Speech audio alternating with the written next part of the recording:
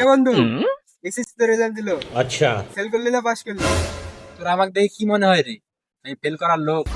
পাগলা, আমি গোল্ডেন পাইছি। হেস পাগলা, ওটা গোল্ডেন হবে, গোল্ডেন। হলেই হলো। তোর রেজাল্টের কি খবর? বন্ধু, আমি তো ফেল করেছি। হ্যাঁ রে, ফেল করার পরে এত হাসি খুশি কে?